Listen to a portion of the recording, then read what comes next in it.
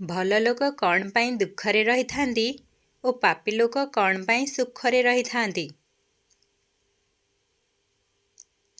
ଯେଉଁ ଲୋକ ପୁଣ୍ୟ କରିଥାଏ, ଧର୍ମର ରାସ୍ତାରେ ରହିଥାଏ, ସେ ଦୁଃଖ ପାଇଥାଏ ଓ ଯେଉଁ ଲୋକ ପାପ କରିଥାଏ ଓ ଅଧର୍ମର ରାସ୍ତାରେ ରହିଥାଏ, ସେ ସର୍ବଦା ସୁଖରେ ଜୀବନ ବିତାଇଥାନ୍ତି। ଏପରି ହେବାର କାରଣ କ'ଣ? ଏପରି ହେବାର ଦୁଇଟି କାରଣ ରହିଛି। ତେବେ ଚାଲନ୍ତୁ ଜାଣିବା ଏକ ସୁନ୍ଦର କାହାଣୀ ମାଧ୍ୟମରେ। ଏହି ଦୁଇଟି କାରଣ ଚାଲନ୍ତୁ ଜାଣିବା। ଗୋଟିଏ ନଗରୀରେ ଗୋଟିଏ ବିଧବା ସ୍ତ୍ରୀ ଲୋକ ତାଙ୍କର 3ଟି ଛୋଟ ଛୋଟ ପିଲାଙ୍କ ସହ ରହୁଥିଲେ। ବାହାଘରର କିଛି ବର୍ଷ ପରେ ତାଙ୍କର ସ୍ୱାମୀ ମରିଯାଇଥିଲେ। 3ଟି ଛୋଟ ଛୋଟ ପିଲାଙ୍କର ଲାଳନ ପାଳନ କରିବାର ବୋଝ ସେ ବିଧବା ସ୍ତ୍ରୀ ଲୋକ ଉପରେ ଆସିଯାଇଥିଲା। 3ଟି ପିଲାକୁ ନେଇ ସେ ବିଧବା ସ୍ତ୍ରୀ ଲୋକ ଯିବ ତ ଯିବ, କୁଆଡ଼େ ଯିବ? ସେ କୌଣସି କାମ କରି ବି ପାରୁନଥିଲା। କାରଣ ସମାଜ ତାକୁ ତାନା ମାରିବା ସହ କୌଣସି କାମ କରିବାକୁ ଦେଉନଥିଲା। ସେ ବିଧବା ସ୍ତ୍ରୀର କେହି ବି ସାହାରା ନଥିଲେ। ସେ ତାଙ୍କର ସ୍ୱାମୀଙ୍କୁ ମନେ ପକାଇ ସବୁବେଳେ କାନ୍ଦୁଥାଏ। ସେଥିରେ ପିଲାମାନଙ୍କର ଚିନ୍ତା ବି କରୁଥାଏ। ଏମିତି ସ୍ୱାମୀର ଚିନ୍ତା କରୁ କରୁ ସେ ରୋଗରେ ପଡ଼ିଗଲା। ସାଥିରେ ପିଲାମାନଙ୍କର ଚିନ୍ତା ବି କରୁଥାଏ କି ଆଗକୁ କ'ଣ ହେବ, କେମିତି ସେ ପିଲାମାନଙ୍କର ଲାଳନ ପାଳନ କରିବ। ଏହି କଥା ଭାବି ଭାବି ଗୋଟିଏ ଦିନ ତା ଦେହ ବହୁତ ଖରାପ ହୋଇଯାଇଥିଲା। ସେ ବିଧବା ସ୍ତ୍ରୀର ଅନ୍ତିମ ସମୟ ପାଖେଇ ଆସୁଥାଏ। ଯମରାଜ ଗୋଟିଏ ଦୂତ ସେ ବିଧବା ସ୍ତ୍ରୀର ପ୍ରାଣ ନେବା ପାଇଁ ପୃଥିବୀ ପୃଷ୍ଠକୁ ପଠାଇଲେ। ସେ ଦୂତ ସେ ବିଧବା ସ୍ତ୍ରୀ ଲୋକର ପ୍ରାଣ ତ ନେଇଯିବାକୁ ଚାହୁଁଥିଲେ, କିନ୍ତୁ ସେଠିକାର ପରିସ୍ଥିତି ଦେଖି ନିଜେ ଚିନ୍ତାରେ ପଡ଼ିଗଲେ। ଦୂତ ଦେଖିଲେ ଯେ ସେ ବିଧବା ସ୍ତ୍ରୀ ଲୋକଟି ତଳେ ବେହୋସ ହୋଇ ପଡ଼ି ରହିଛି ଓ ତାଙ୍କର 3ଟି ଛୁଆ ତାଙ୍କ ଉପରେ ମଥା ରଖି ଶୋଇଥାଏ। ଆଉ ସବୁଠୁ ଛୋଟ ଛୁଆଟି ମାଆର କ୍ଷୀର ପିଉଥାଏ। ଏ କରୁଣାମୟ ଦୃଶ୍ୟ ଦେଖି ଯମଦୂତ ମନରେ ଟିକିଏ ଦୟା ଆସିଗଲା। ଯମଦୂତ ସେ ପିଲାମାନଙ୍କର ଦୁଃଖ ଦେଖିପାରୁନଥିଲେ। ଗୋଟିଏ ପିଲା କାନ୍ଦି କାନ୍ଦି ତା ମାଆକୁ ଡାକୁଥାଏ।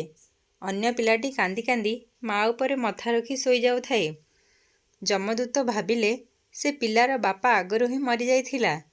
ଯଦି ମୁଁ ସେ ସ୍ତ୍ରୀ ଲୋକର ପ୍ରାଣ ନେଇଯିବି, ତେବେ ସେ ପିଲାମାନେ ଅନାଥ ହୋଇଯିବେ। କିଏ ସେ ପିଲାମାନଙ୍କୁ ଦେଖିବ? ଏହି ସବୁ କଥା ଭାବି ଭାବି ଯମଦୂତ ସେ ସ୍ତ୍ରୀ ଲୋକର ପ୍ରାଣ ନ ନେଇ ଫେରିଗଲେ। ଯମରାଜ ସେ ଦୂତକୁ ପଚାରିଲେ, ତୁମେ ଖାଲି ହାତରେ କାହିଁକି ଆସିଗଲ? ତୁମେ ତ ସେ ସ୍ତ୍ରୀ ଲୋକର ପ୍ରାଣ ନେବା ପାଇଁ ଯାଇଥିଲ। ଯମଦୂତ କହିଲେ, ହେ ସ୍ୱାମୀ, ମୋ ଭୁଲକୁ କ୍ଷମା କରିଦିଅ। ମୁଁ ଚାହିଁକି ବି ସେ ସ୍ତ୍ରୀ ଲୋକର ପ୍ରାଣ ଆଣିପାରିଲି ନାହିଁ। ମୋ ଜାଗାରେ ଯଦି ଆପଣ ଥାନ୍ତେ, ଆପଣ ବି ଖାଲି ହାତରେ ଫେରି ଆସିଥାନ୍ତେ। ମୁଁ ସେ ବିଧବା ସ୍ତ୍ରୀ ଲୋକର ଦୁଃଖ ଦେଖିପାରିଲି ନାହିଁ। ମୁଁ ଯେତେବେଳେ ସେ ସ୍ତ୍ରୀ ଲୋକର ପ୍ରାଣ ନେବା ପାଇଁ ଯାଇଥିଲି, ମୁଁ ଦେଖିଲି ଯେ ସ୍ତ୍ରୀ ଲୋକଟିର ଛୋଟ ଛୋଟ ପିଲାମାନେ ତା ଉପରେ ମଥା ରଖି କାନ୍ଦି ଗଡ଼ୁଥାନ୍ତି। ଏମିତିକି ସେ ପିଲାମାନଙ୍କୁ ଦେଖିଲା ବାଲା କେହି ବି ନାହାନ୍ତି। ମୁଁ ଯଦି ସେ ସ୍ତ୍ରୀ ଲୋକଟିର ପ୍ରାଣ ନେଇକି ଆସିଥାନ୍ତି, ତେବେ ସେ ପିଲାମାନଙ୍କୁ କିଏ ଦେଖିଥାନ୍ତା? ତାଙ୍କର ଲାଳନ ପାଳନ କିଏ କରିବ?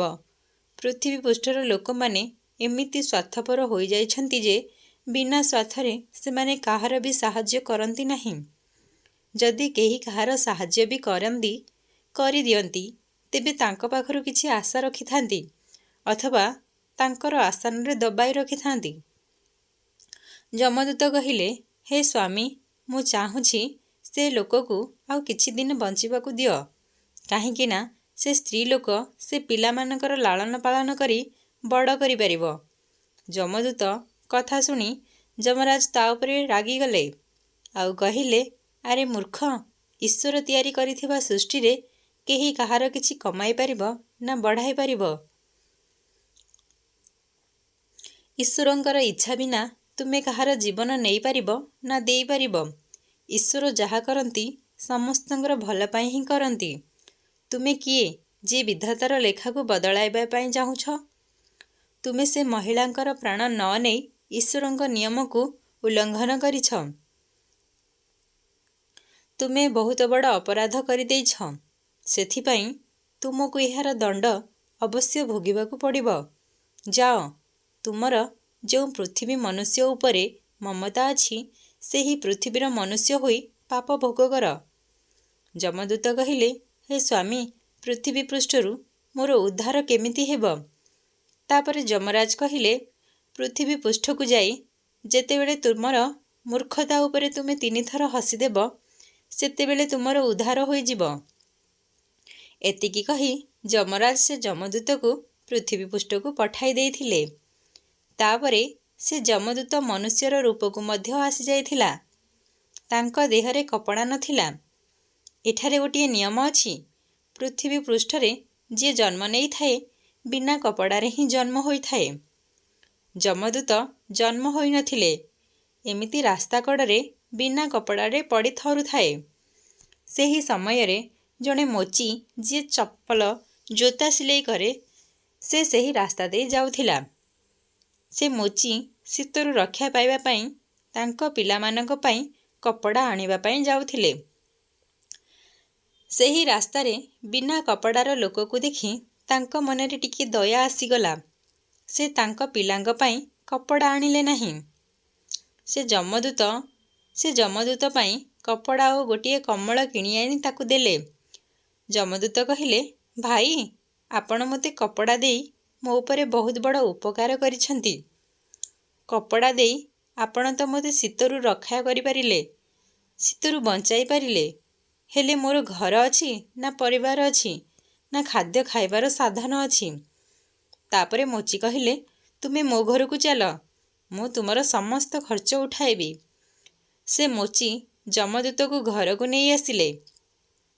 ସେଠାରେ ସେ ମୋଚିର ସ୍ତ୍ରୀ ଦେଖିଲା ଯେ ସେ ପିଲାମାନଙ୍କ ପାଇଁ କପଡ଼ା ନ ଆଣି ଉପରେ ଗୋଟିଏ ମନୁଷ୍ୟକୁ ଘରକୁ ଧରି ଆସିଛନ୍ତି।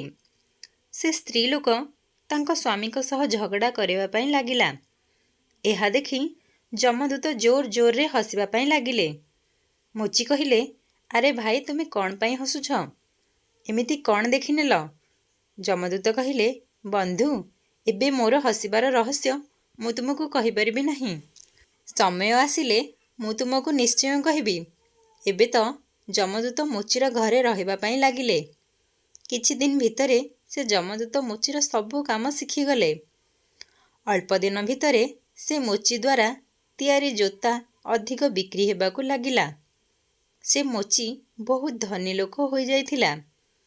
ତାଙ୍କର ଜୋତା ଏତେ ପ୍ରସିଦ୍ଧ ହୋଇଯାଇଥିଲା ଯେ ଦୂର ଦୂରାନ୍ତରରୁ ଲୋକ ଆସୁଥିଲେ ସେ ମୋଚିର ଜୋତା କିଣିବା ପାଇଁ। ଆଉ ରାଜା ମହାରାଜମାନେ ମଧ୍ୟ ସେ ମୋଚିକୁ ଜୋତା ବନେଇବା ପାଇଁ ଆଦେଶ ଦେଉଥିଲେ। ଯେବେଠୁ ଯମଦୂତ ତାଙ୍କ ଘରକୁ ଆସିଥିଲେ ସେ ମୋଚିର ଭାଗ୍ୟ ଯେପରି ବଦଳି ଯାଇଥିଲା।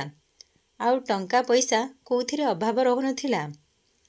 ସବୁ କିଛି ଭଲ ଚାଲିବାକୁ ଲାଗିଲା। ଗୋଟିଏ ଦିନର କଥା, ସେହି ରାଜ୍ୟର ରାଜାଙ୍କର ସୈନିକ ଗୋଟିଏ ଚମଡ଼ା ନେଇ ସେଇ ମୋଚିଙ୍କ ପାଖକୁ ଆସିଲେ। ଆଉ କହିଲେ, ଦେଖ ମୋଚି, ମହାରାଜ ଏହି ଚମଡ଼ାର ତିଆରି ଜୋତା ପିନ୍ଧିବା ପାଇଁ ଚାହୁଁଛନ୍ତି। ଏ ଚମଡ଼ା ବହୁତ ଦାମୀ ଚମଡ଼ା ଅଟେ। ତୁମେ ଭଲ ଭାବରେ ଗୋଟିଏ ଯୋଡ଼ି ଜୋତା ତିଆରି କରିଦିଅ। ଏ ଚମଡ଼ାରେ କେବଳ ଜୋତା ହିଁ ତିଆରି କରିବ, ଚପଲ ତିଆରି କରିବ ନାହିଁ।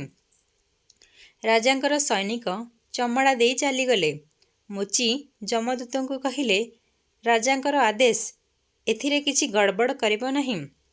ଚମଡ଼ା ବହୁତ କମ୍ ଅଛି, ସେଥିପାଇଁ ଚମଡ଼ା ନଷ୍ଟ ମଧ୍ୟ କରିବ ନାହିଁ। ଜୋତା କଥା କହୁଛନ୍ତି, ତେଣୁ ଜୋତା ହିଁ ତିଆରି କରିବ, ନଚେତ୍ ରାଜା ଆମକୁ ବହୁତ ଦଣ୍ଡ ଦେବେ। ମୋଚି ଏତେ ବୁଝାଇଲା ପରେ ବି ସେ ଯମଦୂତ ଗୋଟିଏ ଚପଲ ତିଆରି କରିଦେଲା। ସେ ଚପଲ ଦେଖି ମୋଚି ବହୁତ ଜୋରରେ ରାଗିଗଲା। ସେ ରାଗିକି ଯମଦୂତକୁ ବହୁତ କଥା କହିଲେ ଓ ବାଡ଼ିରେ ମାରିବା ପାଇଁ ମଧ୍ୟ ଗୋଡ଼ାଇଲେ। ମୋଚି କହିଲେ, ଆରେ ମୂର୍ଖ, ମୁଁ ତୁମକୁ ବାରମ୍ବାର କହିଲି ଏଥିରେ ଜୋତା ହିଁ ତିଆରି କରିବ, କିନ୍ତୁ ତୁମେ କ'ଣ କଲ? ଏଥିରେ ଚପଲ ତିଆରି କରିଦେଲ। ଏବେ ରାଜା ଆମ କାହାରିକୁ ବି ଛାଡ଼ିବେ ନାହିଁ। ତୁମେ ବି ମରିବ ଆଉ ଆମକୁ ବି ମାରିବ। ରାଜା ଆମର ପୁରା ପରିବାରକୁ ଫାଶୀରେ ଝୁଲାଇ ଦେବେ।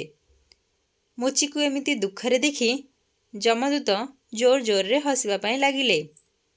ଯମଦୂତଙ୍କର ହସିବା ଦେଖି ମୋଚି କହିଲା, ହେ ମୂର୍ଖ ମଣିଷ, କାମ ତ ଏମିତି କରିଛ, ପୁଣି ସେଥିରେ ହସୁଛ। ହେଇ ଦେଖ, ରାଜାଙ୍କର ସୈନିକ ଆସୁଛି ଜୋତା ନେବା ପାଇଁ। ରାଜାଙ୍କ ସୈନିକଙ୍କୁ ଦେଖି ମୋଚି ଡରିବା ପାଇଁ ଲାଗିଲା ଆଉ ଭାବିଲା ଏବେ ମୁଁ କ'ଣ କରିବି। ସୈନିକ ପାଖକୁ ଆସି କହିଲା, ହେ ମୋଚି ଭାଇ, କାଲି ମୁଁ ଯେଉଁ ଚମଡ଼ା ଦେଇଥିଲି ସେଥିରୁ ଜୋତା ନ ତିଆରି କରି ଏକ ଯୋଡ଼ି ଚପଲ ତିଆରି କରିବ, କାରଣ ରାଜା ସାହେବଙ୍କର ମୃତ୍ୟୁ ହୋଇସାରିଛି। ପ୍ରଥା ଅଛି ମରିଯାଇଥିବା ଲୋକଙ୍କୁ ଚମଡ଼ାର ଚପଲ ପିନ୍ଧାଇ ଶ୍ମଶାନରେ ରଖାଯାଇଥାଏ। ସୈନିକଙ୍କର କଥା ଶୁଣି ମୋଚିଙ୍କୁ ଲାଗିଲା ମରିଯାଇଥିବା ଜୀବନରେ ସତେ ଯେପରି ଜୀବନ ଫେରିଆସିଲା। ମୋଚି ତା ହାତରୁ ବାଡ଼ି ଖସାଇ ଦେଲା ଆଉ ଯମଦୂତର ପାଦ ତଳେ ପଡ଼ିଗଲା ଆଉ ତାଙ୍କ ପାଖରୁ କ୍ଷମା ମାଗିବା ପାଇଁ ଲାଗିଲା। ଯମଦୂତ ମୋଚିର ଏହି କାରନାମା ଦେଖି ଜୋର ଜୋରରେ ହସିବା ପାଇଁ ଲାଗିଲେ। ମୋଚି ପଚାରିଲା, ଭାଇ, କ'ଣ ପାଇଁ ହସୁଛ? ଯମଦୂତ କହିଲେ, ସମୟ ଆସିଲେ ହସିବାର କାରଣ ନିଶ୍ଚୟ କହିବି। ଗୋଟିଏ ଦିନ ମୋଚିର ଦୋକାନକୁ 3 ଜଣ ଝିଅ ଗୋଟିଏ ବୁଢ଼ୀ ସହ ଆସିଲେ। ସେ 3 ଜଣ ଝିଅଙ୍କର ବାହାଘର ହେବାର ଥିଲା। ସେ ଝିଅମାନେ ନିଜ ପାଇଁ ଜୋତାର ମାପ ଦେବା ପାଇଁ ଆସିଥିଲେ। ସେହି 3 ଜଣ ଝିଅଙ୍କୁ ଦେଖି ଯମଦୂତ ଚିହ୍ନି ପକାଇଲେ, ଏ ସେହି 3 ଜଣ ଝିଅ ଯାହାଙ୍କର ମାଆଙ୍କର ପ୍ରାଣ ନ ନେବାରୁ ଯମଦୂତ ଆଜି ପର୍ଯ୍ୟନ୍ତ ମଣିଷ ଜନ୍ମ ପାଇଁ ମର୍ତ୍ତ୍ୟ ଲୋକରେ ଭୋଗୁଛନ୍ତି। କିନ୍ତୁ ଏ ଝିଅମାନେ ତ ବଡ଼ ହୋଇଯାଇଛନ୍ତି, ବହୁତ ସୁନ୍ଦର ବି ହୋଇଯାଇଛନ୍ତି। ସେମାନଙ୍କର ବଡ଼ ଘରେ ବି ଲାଳନ ପାଳନ ହୋଇଛି। ସେହି ବୁଢ଼ୀ ଲୋକଟି କହିଲା, ହଁ ପୁଅ, ଏହି ପିଲାମାନଙ୍କର ମା କେବେଠାରୁ ଏ ପିଲାମାନଙ୍କୁ ଛାଡ଼ି ମରିଯାଇଛି। ସେହି ଦିନଠାରୁ ମୁଁ ଏହି ଝିଅମାନଙ୍କୁ ମୋ ପାଖରେ ରଖି ହିଁ ସେମାନଙ୍କର ଲାଳନ ପାଳନ କରୁଛି। ମୋ ପାଖରେ ବହୁତ ଧନ ସମ୍ପତ୍ତି ଥିଲା, ପଇସାପତ୍ର ଥିଲା। ଦୁର୍ଭାଗ୍ୟବଶତଃ ମୋ ପାଖରେ ପରିବାରଟିଏ ନଥିଲା। ତେଣୁ ମୁଁ ସେମାନଙ୍କୁ ମୋ ପାଖରେ ରଖିନେଲି। ସେମାନଙ୍କୁ ପାଠ ପଢ଼ାଇଲି, ସେମାନଙ୍କୁ ଲାଳନ ପାଳନ ମଧ୍ୟ କରିଥିଲି। ଆଜି ମୁଁ ସେମାନଙ୍କର ବିବାହ ଧନୀ ଘରେ କରିବା ପାଇଁ ଯାଉଛି। ଝିଅମାନଙ୍କର ଭାଗ୍ୟ ଦେଖି ଯମଦୂତ ଭାବିବା ପାଇଁ ଲାଗିଲେ, ପରମାତ୍ମା ବା ଈଶ୍ୱର ଯାହା କରନ୍ତି ସବୁବେଳେ ଭଲ ହିଁ କରନ୍ତି। ଯଦି ସେହି ଝିଅମାନଙ୍କର ମା ସେବେଠୁ ମରିନଥାନ୍ତେ, ତେବେ ସେହି ଝିଅମାନେ ଭୟାନକ ଗରିବ ଓ ଦୁଃଖରେ ପଡ଼ି ରହିଥାନ୍ତେ। ତାଙ୍କ ମା ମରିବା କାରଣରୁ ହିଁ ଏହି 3ଟି ଝିଅ ବହୁତ ବଡ଼ ଘରର ବୋହୂ ହେବା ପାଇଁ ଯାଉଛନ୍ତି। ଆଉ ସେମାନେ ମଧ୍ୟ ବୁଢ଼ୀର ଲକ୍ଷାଧିକ ଟଙ୍କାର ମାଲିକ ମଧ୍ୟ ହୋଇଯାଇଛନ୍ତି। ଏହି କଥା ଭାବି ଭାବି ଯମଦୂତ ନିଜର ମୂର୍ଖତା ଉପରେ ଜୋର ଜୋରରେ ହସିବା ପାଇଁ ଲାଗିଲେ। ଏବେ ଯମଦୂତ 3 ଥର ହସି ସାରିଥିଲେ। ମୋଚି ପଚାରିଲେ, ଭାଇ, ତୁମେ କ'ଣ ପାଇଁ ହସୁଛ? ଦୟାକରି ତୁମେ ମୋତେ କୁହ, ତୁମର ହସିବାର କାରଣ କ'ଣ? ଯମଦୂତ କହିଲେ, ମୁଁ 3 ଥର ହସି ସାରିଛି। ଆଜି ମୁଁ ତୁମକୁ ମୋ ହସିବାର କାରଣ କହିବି। ଶୁଣ, ମୁଁ ଗୋଟିଏ ଯମଦୂତ। ଏଇ ଯେଉଁ ଝିଅମାନେ ଜୋତାର ମାପ ଦେବା ପାଇଁ ଆସିଛନ୍ତି, ସେମାନେ ଛୋଟବେଳେ ତାଙ୍କର ମା ମରିଯାଇଥିଲା। ତାଙ୍କର ବାପା ମା ଆଗରୁ ମରିଯାଇଥିଲେ। ମୁଁ ସେହି 3ଟି ଝିଅ ଉପରେ ଦୟା ଦେଖାଇ ସେହି ଝିଅର ମାର ପ୍ରାଣ ନେଇନଥିଲି।